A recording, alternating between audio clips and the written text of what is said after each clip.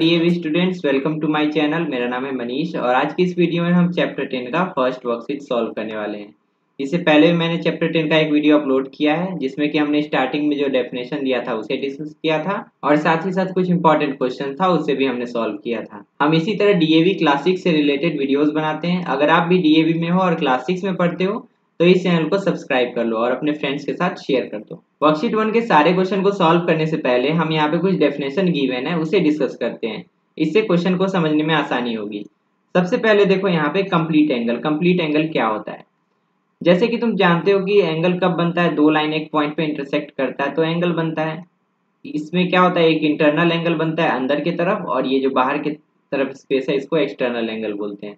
तो जो अंदर की तरफ एंगल है इस केस में कितना हो जाएगा, देखो दो लाइन एक दूसरे पे है, एग्जैक्टली एक दूसरे पे है, तो इस केस में इंटरनल एंगल की अगर हम बात करें तो वो हो जाएगा 0 डिग्री। ठीक है, लेकिन अगर इसी केस में एक्सटर्नल एंगल की हम बात करें तो बाहर तो कंप्लीट मैक्सिमम स्पेस है, तो इस एंगल को हम बोलते हैं कंप्लीट एंगल। तो वही यहाँ पे डेफिनेशन दे दिया गया है, an angle whose measure is equal to 360 degree. अगर एक एंगल है जिसका मेजरमेंट 360 डिग्री आ रहा है तो उसको हम बोलेंगे कंप्लीट एंगल। वही चीज यहाँ पे दिखाया गया है, यहाँ से यहाँ तक 180 डिग्री हुआ, फिर वापस से यहाँ से यहाँ तक हो गया 360 डिग्री। देखो 360 डिग्री कैसे आता है, जैसे कि यहाँ से यहाँ तक एंगल को 90 डिग्री बोलते हैं, उसके बाद आगे बढ़ेगा तो हो जाएगा 180 डिग्री। ठीक है, उसके बाद फिर यहाँ तक जाएगा तो हो जाएगा 270 डिग्री और फिर यहाँ तक फाइनली पहुंचने के बाद 360 डिग्री। मतलब एक कंप्लीट सर्कल जो होता है ना 360 डिग्री एंगल बनाता है, उसी को हम कहते हैं कंप्लीट एंगल। उसके बाद नेक्स्ट देखो यहाँ पे है रिफ्लेक्स एंगल। रिफ्लेक्स एंगल क्या होता है, an angle whose measure is more than 180 degree but less than 360 degree.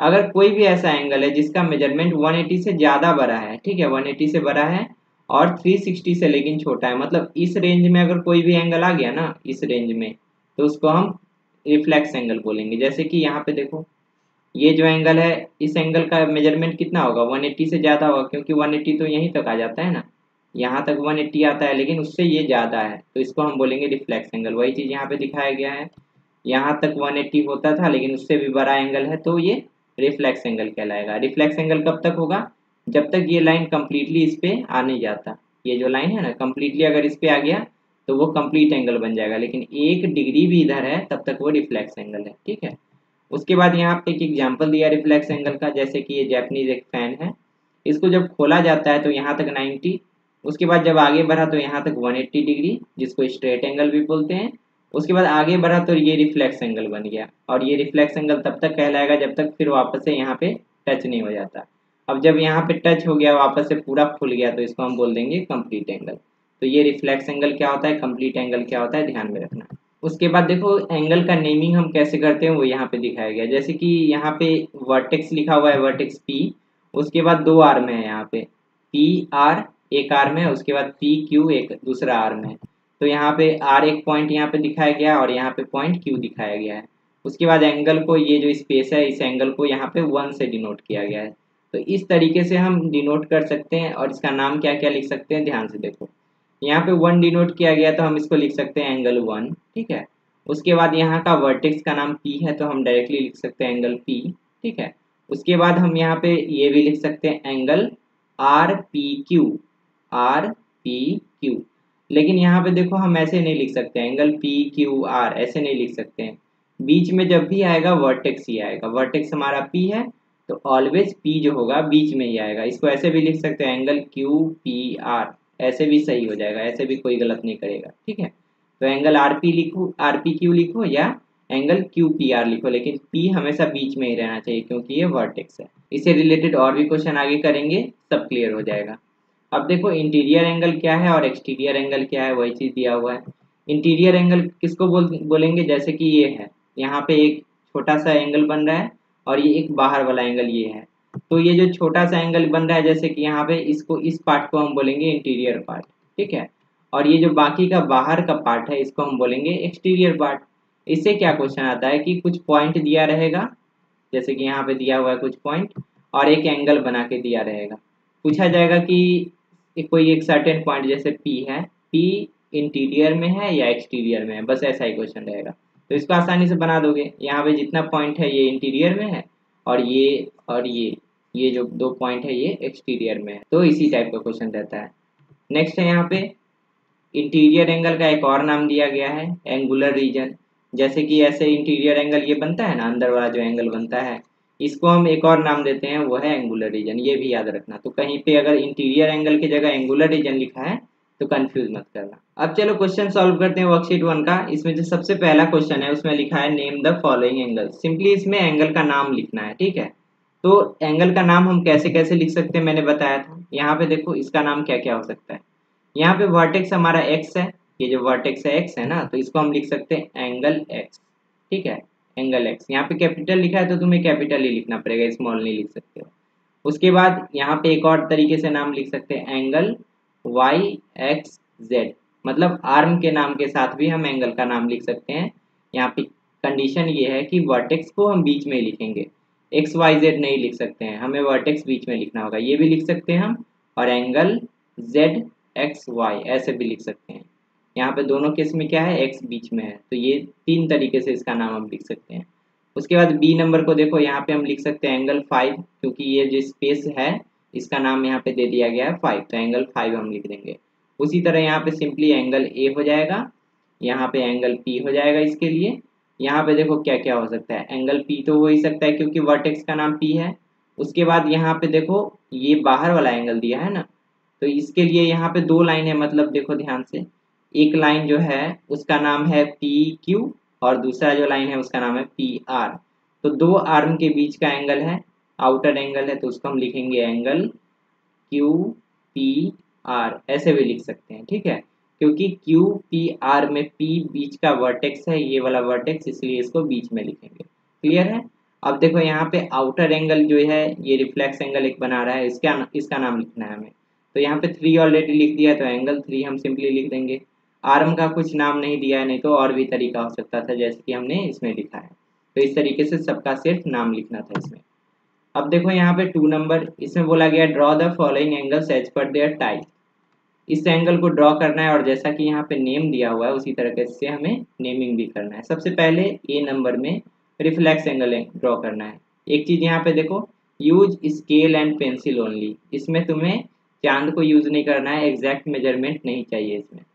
तो सिंपली एक स्केल और पेंसिल यूज करोगे और एंगल बना दोगे। तो यहाँ पे दिया है रिफ्लेक्स एंगल। रिफ्लेक्स एंगल क्या होता है, 180 डिग्री से बड़ा होता है और 360 डिग्री से छोटा होता है। तो यहाँ पे हम एंगल बनाएंगे, ये पॉइंट हो गया। उसके बाद ऐसा एंगल बनाएंगे जो 180 से बड़ा हो। देखो यहाँ तक 180 हो गया, लेकिन इससे बड़ा हम आगे तक चले जाएंगे, यहाँ तक अगर दे देंगे तो ये बन गया हमारा रिफ्लेक्स एंगल। इसका नाम हमें क्या लिखना पड़ेगा, एल एम एन, एम बीच में है मतलब एम होगा हमारा वर्टेक्स, ठीक है। उसके बाद एल एन, इसको हम किसी भी तरीके से लिख सकते हैं, एल यहाँ पे लिख दो, एन यहाँ पे लिख दो, या इसके अपोजिट भी लिख सकते हो, इसमें कोई दिक्कत नहीं है। उसके बाद देखो बी नंबर, बी नंबर में ड्रॉ करना है ऑब्ट्यूस एंगल। ऑब्ट्यूस एंगल क्या होता है, 90 डिग्री से बड़ा होता है और 180 डिग्री से छोटा होता है। तो ऑब्ट्यूस एंगल के लिए हम कैसे ड्रॉ करेंगे, यहाँ पे एक 90 डिग्री एंगल यहाँ तक होगा ना, ऐसे ऐसे 90 डिग्री एंगल यहाँ तक होगा, लेकिन उससे बड़ा हम एक एंगल ड्रॉ कर देंगे। ये हो गया हमारा ऑब्ट्यूस एंगल, ठीक है। नाम हमें क्या लिखना है, एंगल वाई लिखना है, तो सिंपली हम वाई लिख देंगे, हो गया ऑब्ट्यूस एंगल। उसके बाद सी नंबर, सी नंबर में दिया है X Y Z complete angle होना चाहिए। तो कंप्लीट एंगल देखो कैसे बनेगा, ये है और ये आउटर एंगल जो हो गया ये हमारा हो गया कंप्लीट एंगल। तो यहाँ पे हम लिखेंगे इसका नाम अकॉर्डिंगली वैसे ही, वाई को बीच में हम लिखेंगे वर्टेक्स के पास, और यहाँ पे एक्स लिख देंगे और ब्रैकेट में जेड लिख देंगे, क्योंकि इस पॉइंट पे दोनों लाइन का वर्टेक्स आ रहा है, ठीक है, एक्स भी आ रहा है और जेड भी आ रहा है।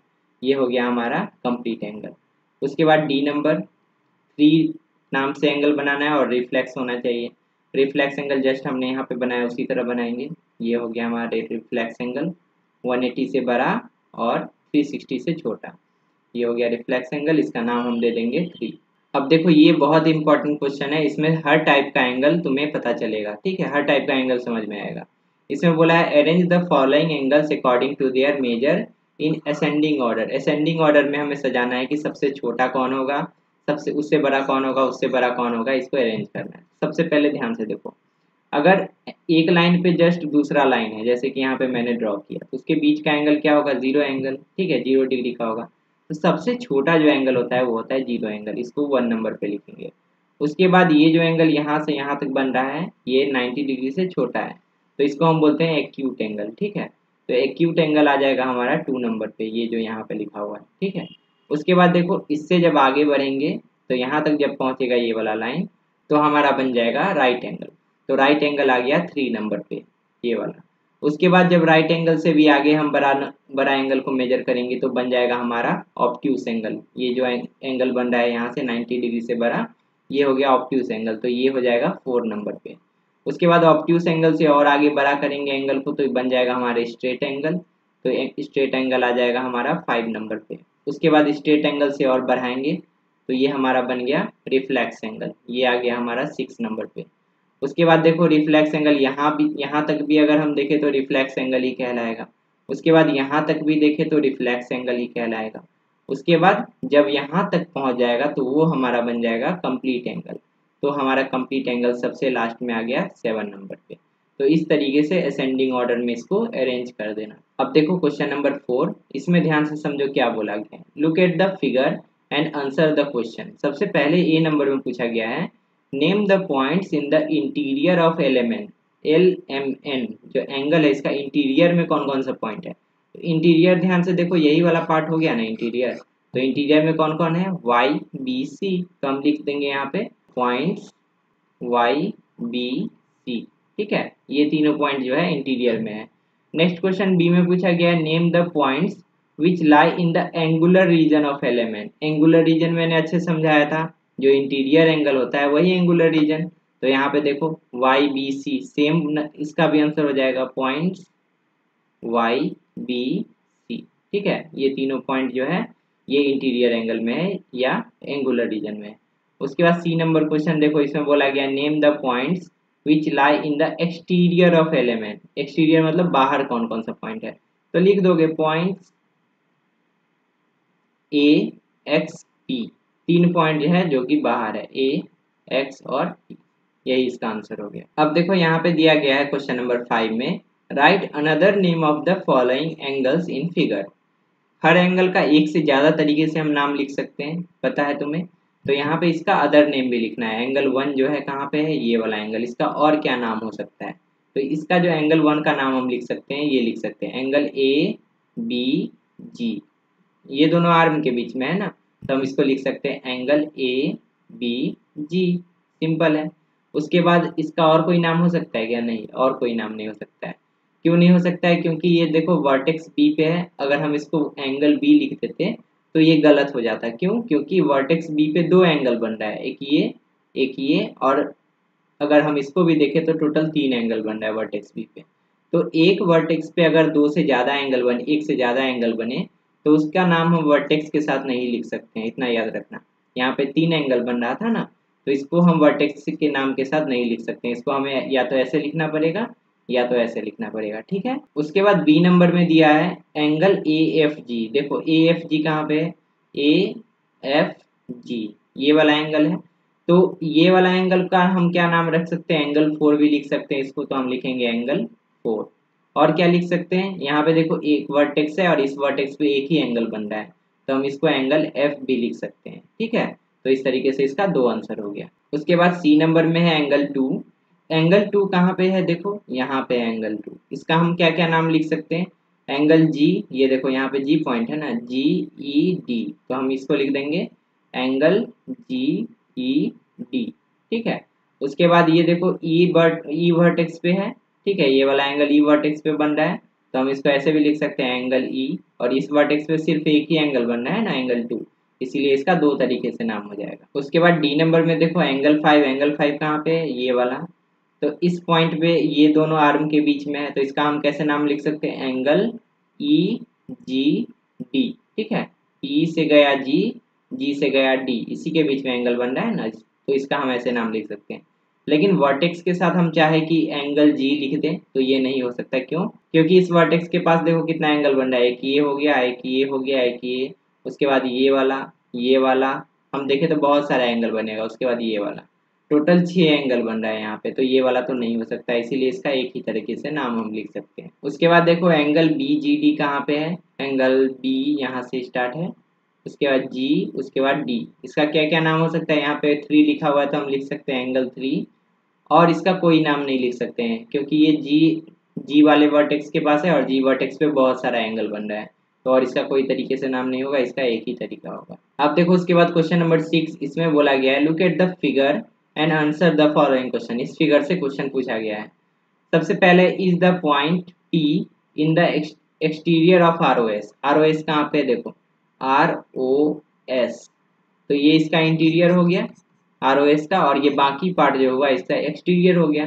किस पॉइंट के बारे में पूछा है, पॉइंट P के बारे में। तो देखो पॉइंट P कहाँ पे है, इंटीरियर में है या एक्सटीरियर में है। साफ साफ पता चल रहा है कि ये इंटीरियर में नहीं है, एक्सटीरियर में है। तो यहाँ पे वही पूछा गया ना, क्या P पॉइंट एक्सटीरियर में है, तो यहाँ पे हम लिखेंगे यस, पॉइंट P जो है एक्सटीरियर में है। उसके बाद बी नंबर में पूछा गया is the point R in the interior of SOR। SOR देखो कहाँ पे है, SOR, ये वाला एंगल है, तो ये इसका इंटीरियर हो गया, बाकी पार्ट इसका एक्सटीरियर हो गया। तो किस पॉइंट के बारे में पूछा है, पॉइंट R के बारे में।